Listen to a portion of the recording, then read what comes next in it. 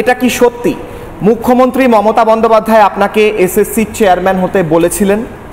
এইটা কি সত্যি? আমি কোর্টের পার্টেই যাচ্ছি না, আমি জেনারেলি জিজ্ঞেস করছি আপনাকে। এটা তো একটা বাস্তব সত্য, হ্যাঁ হতে পারে বা না হতে পারে। আমি একেবারেই বলি, আমি প্রথমটা উনি আমাকে ফোন করে বলেছিলেন যে আপনি চেয়ারম্যানের দায়িত্বটা নিন, আপনার বিদ্যে আছে, বুদ্ধি আছে, করতে পারবেন ইত্যাদি ইত্যাদি।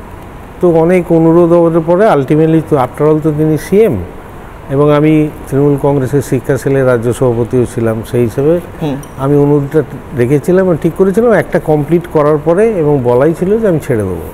কিন্তু তার আগেই, এবং অ্যাপয়েন্টমেন্টটা ছিল ফর 4 ইয়ার্স, কিন্তু আমাকে দু বছর 6 মাসের মাথায় কাছাকাছি আমাকে ছেড়ে দিতে হয়।